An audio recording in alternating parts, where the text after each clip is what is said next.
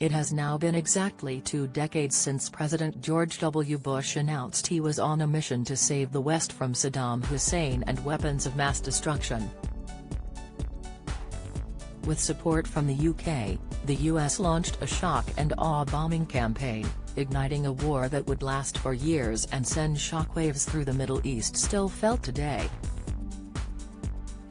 By the time Prince Harry graduated from Sandhurst Royal Military Academy in 2006, the war in Iraq had been raging for 3 years and he was due to join the 141,640 UK troops deployed there between 2001 and 2014. However, the Duke of Sussex revealed in his bombshell memoir, Spare, that this plan was foiled, leaving him questioning whether he had a future in the military at all. Harry, writing in his memoir that was published in January, revealed that the most senior general scrapped his deployment to Iraq due to threats made on the then 22-year-old's life. The Ministry of Defense, MOD, deemed it too dangerous after it had received specific threats made by Iraqi insurgent groups on the then third in line to the throne. General Lord Richard Dannatt, who was head of the British Army at the time, told reporters, "I've decided the risk to Prince Harry is too great. I've also decided that the risk he brings to his troop and his squadron is also too great." The young prince recalls his devastation in his book, which drove him to party hard and ponder quitting the army. In late 2006, the Duke said he had been told he would be sent to southern Iraq with his regiment, the Blues and Royals of the Household Cavalry, relieving another which had been doing advanced reconnaissance, locating the enemy, for months. The now 38-year-old described his proposed deployment, announced in February 2007, as highly risky as he would be constantly dodging the likes of roadside homemade bombs, known as improvised explosive devices, IED. He wrote, "Dangerous work, constantly dodging roadside IEDs and snipers." In that same month, 10 British soldiers had been killed. In the previous 6 months, 40.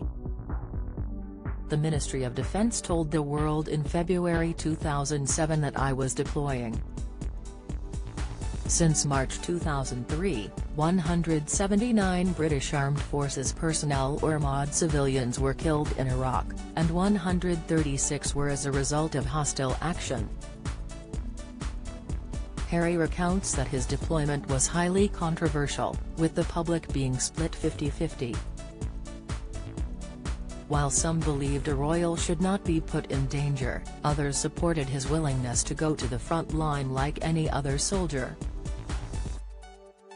The MOD described the situation as constantly under consideration until it was ruled out by May 2007 when the enemy made themselves heard. In Spare, Harry quoted a press report which revealed that he had been picked out as their main target as the insurgent leader described them waiting with bated breath for the arrival of the handsome young prince. He recounts, "There was a plan for me," the insurgent leader said. "They were going to kidnap me, then decide what to do with me, torture, ransom, kill. Don't miss." Met Police head says finding terrorists like needle in a haystack. Analysis, Russia and China share common desire as South China Sea looms. Report, eye-watering some Premier League teams spent on player wages each year. Insight, an intelligence report was the final nail in the coffin for Lord Dannatt as it said a picture of the prince had been circulated among sniper groups who were told that he was the mother of all targets. Although he was desolate, he did manage to fight on the front line, serving 2 tours in Afghanistan, from 2007 to 2008 and from 2012 to 2013. He has since admitted to killing 25 Taliban while there in his book, a fact that has caused some controversy and sparked criticism including from Defense Secretary Ben Wallace, who described him as boasting. The Duke went on to serve in the army for a decade, having joined in 2005. In 2011, he was promoted to the rank of captain, following 5 years of service. He also trained as an Apache helicopter pilot. He was the first Royal in more than 25 years to serve in a war zone. Over the years, he spoke a great deal about he always wanted to return to fighting on the front line. But in March 2015, Kensington Palace announced he was leaving.